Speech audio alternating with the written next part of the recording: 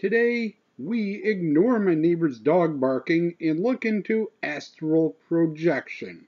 IMDb lists just 28 movies with astral projection. Some of them are kind of shady whether it actually has that or not. And it does miss The Devil's Hand, which I reviewed a while back.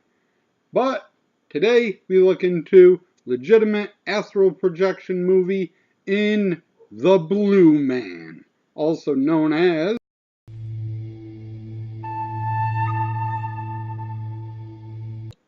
Unlike The Devil's Hand, we do not see the image of the person astral projecting.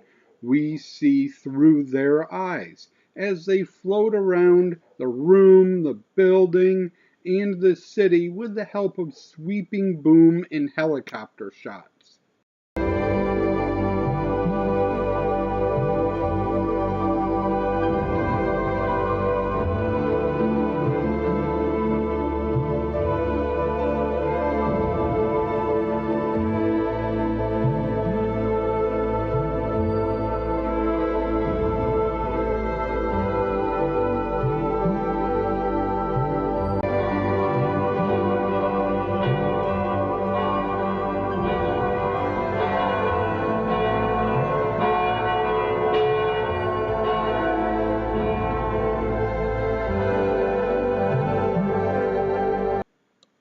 The target of this astral projection seems to be a young boy named Matthew, played by Andrew Bednarski from Rin Tin Tin.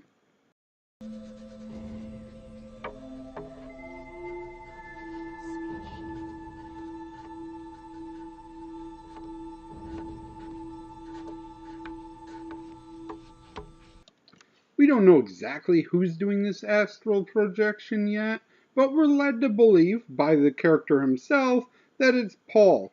Two people related to him in some way have been killed by heart attacks when they see the Blue Man.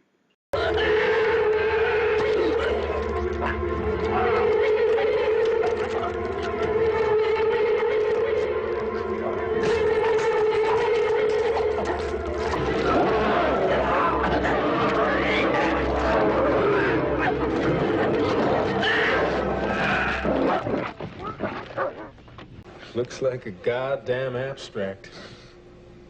Every rib is broken, but they're jutting out as if they've been broken from inside the body.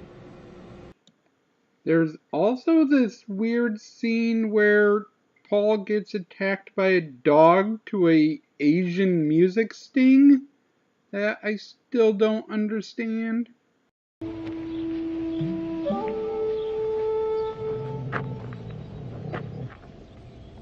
Are you in there, boy? I'm gonna find you.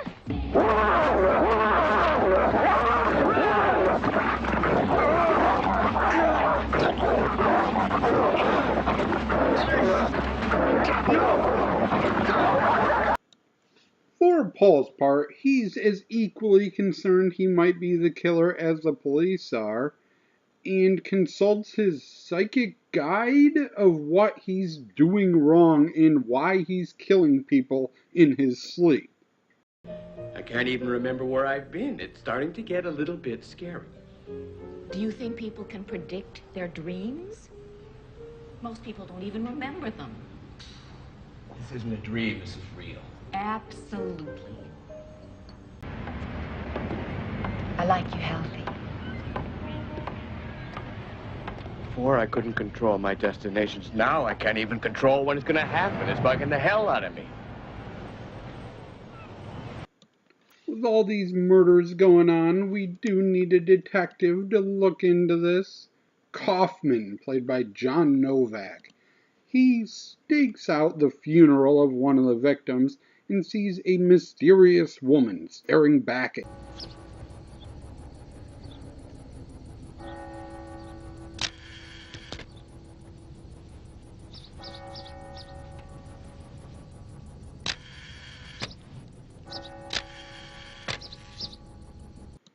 Paul now directs commercials, but used to direct movies, and made a movie called The Wandering Souls, all about astral projection, which the cop finds out about and watches.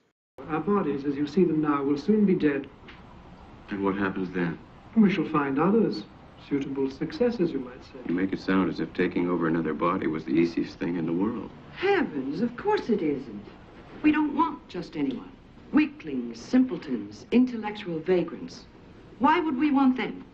The process can be quite lengthy, depending on the quality or resistance of the individuals. For instance, it's quite impossible to appropriate those firmly rooted or satisfied with their lives.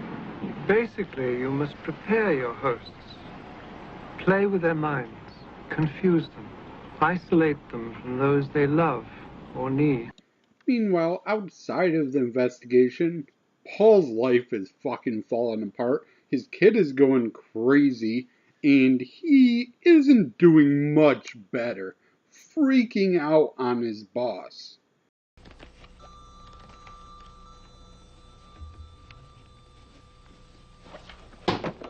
I said stop it.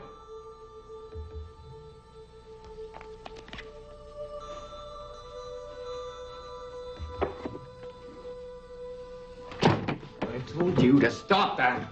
What's the matter with you?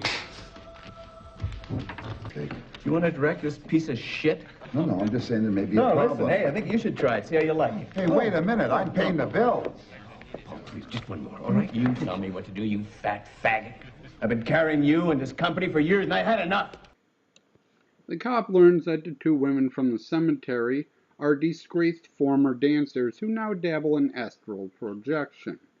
Isis, played by Browen Booth, and Janice, who is Paul's spiritual advisor, played by Karen Black, who's best known as the original Mother Firefly in House of a Thousand Corpses. Most importantly, though, Janice gets an Asian music sting, because of course she does.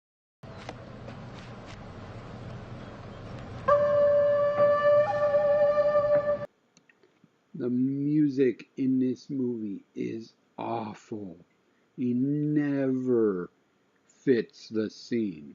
Here's the son trying to commit suicide to people that's going wow, wow, wow, wow, wow, wow, wow.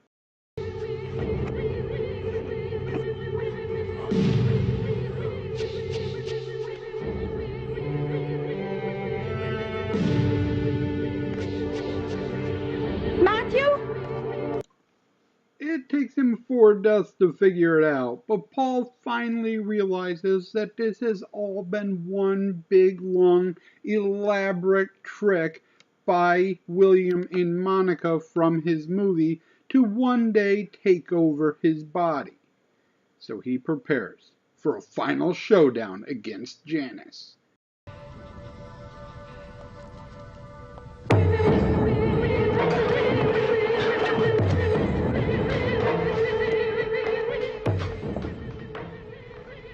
I've been expecting you. Overall, the camera work with the sweeping booms and the direction by George Mihalka, best known for the original My Bloody Valentine, are obviously the strongest parts of this movie. The writing kind of falls apart at the end. They set up rules for the movie that they end up not actually following. Ending aside, the characters are set up well, Paul's mental breakdown is handled terrific, and the bad guys have a strong motivation and are in the camp of bad guys don't believe they're bad guys. If someone is weak enough that their soul can be replaced, then they deserve to have their soul replaced. Me staying alive is more important than you living a mediocre life when you have potential that I can realize. As far as I can tell from a podcast I've been listening to recently that investigated out-of-body experiences in astral projection, this is pretty accurate to what people who believe in astral projection believe, even though they kind of try to hide the dark side of it and know you couldn't actually take over someone's body, but at the same time say that they have. You know how that goes. Yeah, it's not a real thing, but if it was, this is how it would happen. I apologize to anyone who thinks you've astral projected, but you haven't. Thank you for watching anyways, and as always, I shall try to be less offensive and do a better job next time. Here is a fairly artsy shot of our two bad guys talking. This body's dying, Monica. I've missed holding you. Tonight we'll be together again. Forever.